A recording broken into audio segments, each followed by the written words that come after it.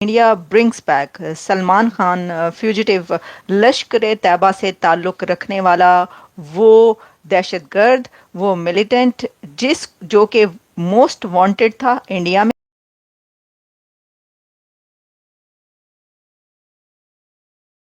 भारत ने आतंकवादी सलमान खान को पकड़ लिया है और मैं यहां पर कहूंगा ये जो पूरा केस है ये एक लेसन है यूएसए और कनाडा के लिए कि आतंकवाद को लेकर जीरो टॉलरेंस पॉलिसी किस तरीके से काम करती है। हिपोक्रेसी नहीं होनी चाहिए। डॉक्टर जयशंकर ने बड़ी सख्त एक ट्वीट की है पाकिस्तान के हवाले से। उस ट्वीट में उन्होंने कहा है कि नेवर फॉरगेट नेवर फॉरगिव।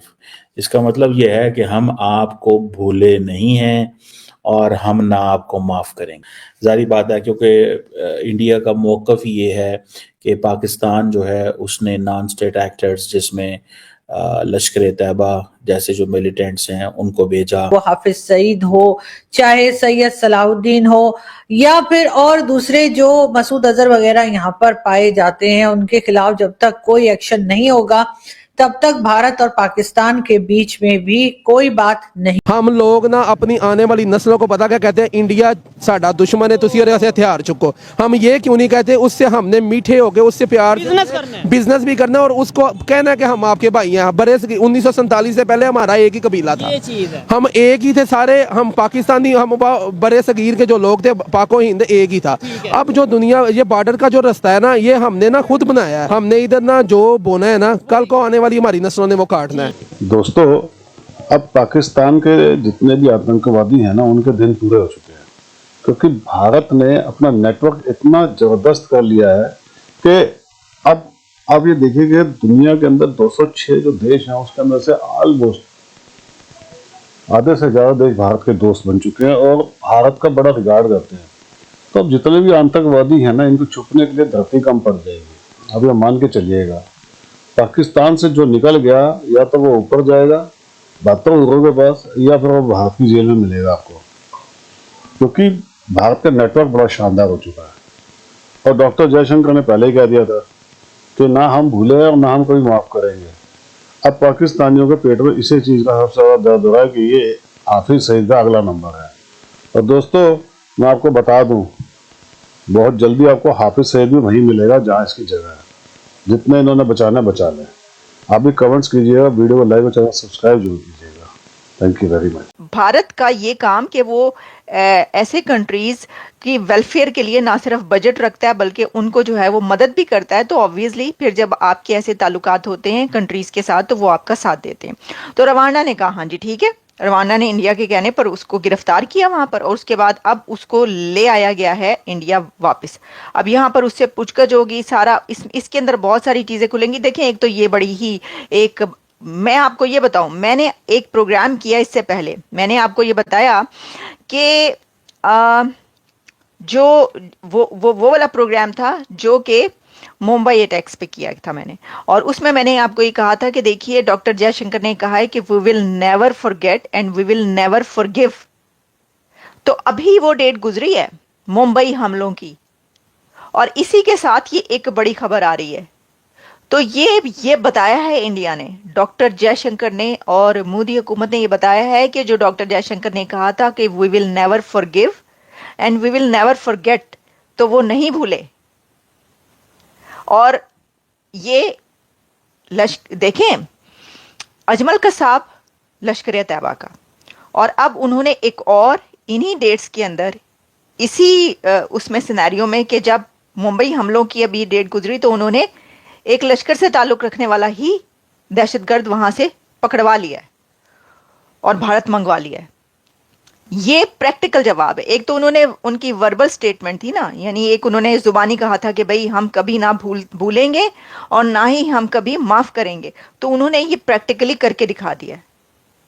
और इसी दौरान जो है ये बंदा भी आ गया। बड़े ये ज़ाहिर शर्म की बात है, बड़ी बदनामी की और बड़ी, खैर आप कहाँ, मतलब कि उसामा बिन लादेन पकड़ा जाता है तो एबटाबाद से पकड़ा जाता है, फिर अजमल कसाब का ताल्लुक निकलता है तो वो उधर से निकलता है, और फिर उसके बाद जो है वो ये बंदा पकड़ा जाता है। ये जितने भी दहशतगर्द दुनिया में जो मोस्ट वांटेड, जो कि UN से लेकर और जितनी भी ऐसी ऑर्गेनाइजेशन है वहाँ पर भी मोस्ट वांटेड है, ए सारे दहशतगर्द जड़े है ने उन्हों का ताल्लुक उत्थों ही निकलता है। तो ये जो है यही तो है FATF में नाम क्यों है?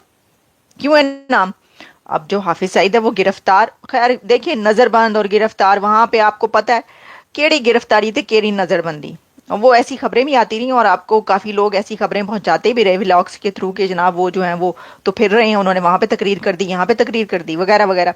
तो ये जो है ये सारी बातें इकट्ठी होती रहती हैं, और जब ये बातें इकट्ठी होती हैं ना तो उसके बाद फिर FATF में नाम जाता है और फिर भारत ये कहता है हाँ जी हमने करवाया FATF। इंडिया डॉक्टर जयशंकर ने कहा था कि जी FATF में जो नाम गया, हाँ हमने इंडिया से जंग करनी चाहिए या फिर ट्रेड बिजनेस कारोबार करना चाहिए? असल में बात बता क्या है, ये जो जंग वाला मामला या इसमें जंग जब होती है ना, ये दोनों मुल्कों की आवाम के लिए नुकसानदेह होती है।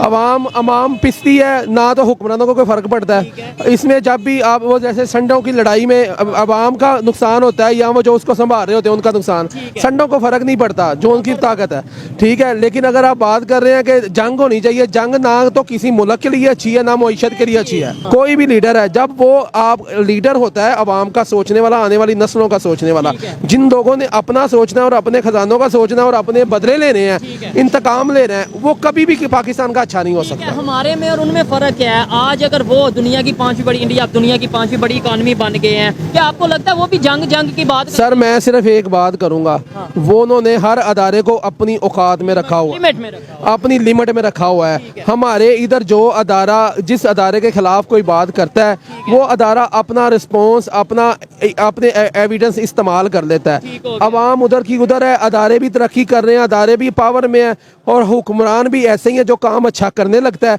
उसकी सीढ़ी उसकी टांग खींचते हैं, चल भाई तू घर, अगर सानू राजी नहीं करना तो असी तेनू राजी नहीं होने देना। ये डिफरेंस कहीं ना कहीं हमें पाकिस्तान और नहीं है ये सर, पता क्या उधर तो ऐसा नहीं है। आप सर पता क्या बात है, दो टोक, जिसकी लाठी उसकी भैंस। इधर जो काम अच्छा करता है वो निकाला जाता है, कुछ को फांसी दे दी गई, कुछ को पाकिस्तान से मुल्क बदर कर दिया गया, कुछ को जेल वाले का तो देखा जी उसने वो तो की इंतकामी सियासत है। वो आप उस जेल वाले को लीडर आप मानते हो।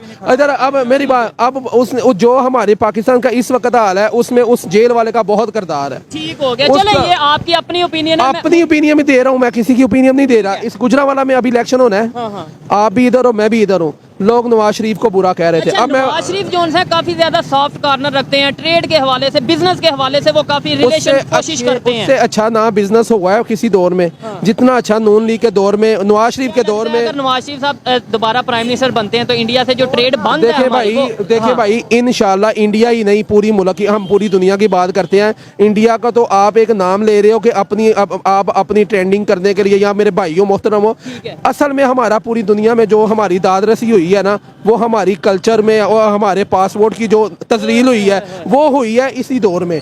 नवाज शरीफ का दौर जो भी रहा है पूरी दुनिया आपका सलूट करती थी, अक़वाम मुत्तहिदा में भी आपकी इज्जत थी, ताजर भी खुशहाल था, मईशत भी खुशहाल थी, संतें भी खुशहाल थी। और जब आपने किसी दूसरे को खींच के अनट्रेन बंदे को लेकर गाड़ी चलानी है ना, गाड़ी हीरो भी होगी, गाड़ी लगनी है। मैं ये नहीं कहता एक बंदा पूरा मुल्क नहीं चला सकता, टीम चलती है। जब आप टीम ही अनट्रेन बंदों की लेके चलोगे तो मुल्क नहीं चलता।